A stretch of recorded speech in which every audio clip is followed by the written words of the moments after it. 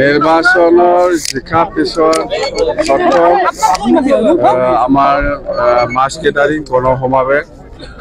এই গণসমাৱেশটো আমি আমাৰ বিজেপি দলকো আমি সহযোগ বিচাৰিছিলোঁ এই হিচাপত বিজেপি দলেও আমাক সহায় কৰিছে আজি এই মাছ কেটাৰিঙত আৰু পল্লৱ লোচন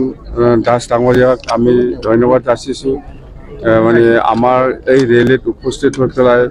আমাৰ হৈ পেলাই বিটিচিবাসী হৈ পেলাই যিখিনি বক্তব্য ৰাখিলে আমি বিটিচিবাসী ৰাইজৰ হৈ আমি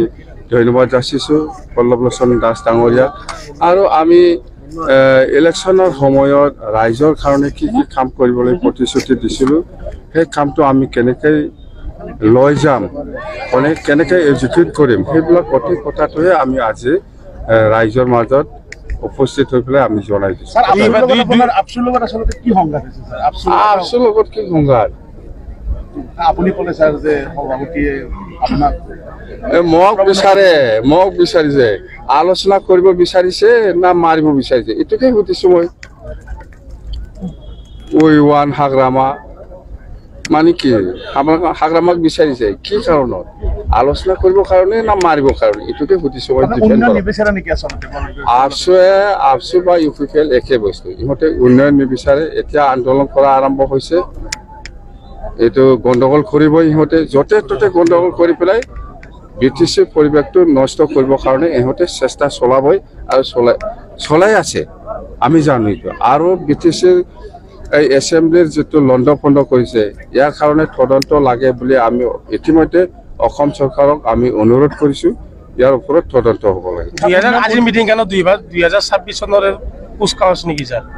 সেইটো ইলেকশ্যন হয় ইলেকশ্যনটো আৰু হ'ব এইটোতো আমি জিকা পিছত ৰাইজৰ মাজত কি কি প্ৰতিশ্ৰুতি দিছে কেনেকৈ কাম কৰিম সেইটোকে আমি জনাইছোঁ এতিয়া ইলেকশ্যনৰ কাৰণে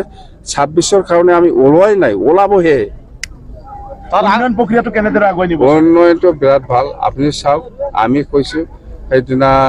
আমি আলোচনা কৰিছে ষ্টেট গভৰ্ণমেণ্ট অফিচিয়েল আৰু আমাৰ বিটিচি অফিচিয়েলৰ মাজত আমাৰ মাজত আলোচনা হৈছে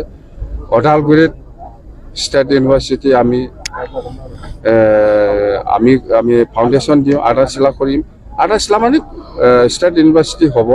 আৰু বাক্সাত চেণ্ট্ৰেল ইউনিভাৰ্চিটি হ'ব আৰু আমাৰ বেকী নদী হাকুৱা নদীৰ ওপৰত ডাঙৰ ব্ৰিজ এখন হ'ব আৰু এনেকুৱা আমাৰ সেই গেৰুৱা সেই ধনশিৰি নদীৰ ওপৰত ডাঙৰ এটা ব্ৰিজ হ'ব সেইবিলাক যাত্ৰা আৰু কোকৰাঝাৰৰ পৰা গেলেমপুৰ যোৱা যিটো ৰাস্তা ইয়াত ৰেলৱে লাইন উদ্বোধনী কৰিব বুলি আমি ইতিমধ্যে শুনা পাইছোঁ নৰেন্দ্ৰ মোদী ডাঙৰীয়া ভাৰতৰ প্ৰাইম মিনিষ্টাৰ ডাঙৰীয়াই জানুৱাৰী মাহত আহিব বুলি আমি শুনা পাইছোঁ আজি মিটিংখনে এটা কথা লক্ষ্য হ'ব ছাৰ আপোনালোকৰ এছেম্বলিত আপোনালোকে কেনেকৈ লক্ষ্য লৈ আগবাঢ়িব এছেম্বলি 100% এখন লৈ আগবাঢ়িব নাই অসমত 126টা এছেম্বলি চিট আছে কি আপোনাৰ আমাৰ তোমাৰ কি আছে 126টা চিটটো মোৰ এৰিয়া কি আছে চব আমাৰ অসম এৰিয়া বুলি এনেকুৱা নাই 126টা সমষ্টি আছে এনডিএ হিচাপে ক'ত কোনে ক'ত খেলিব বিপিএফ ক'ত খেলিব বিজেপি ক'ত খেলিব বা এজিপি ক'ত খেলিব সেইটো এনডিএ হিচাপে আমি চিটটো বিতৰণ কৰিম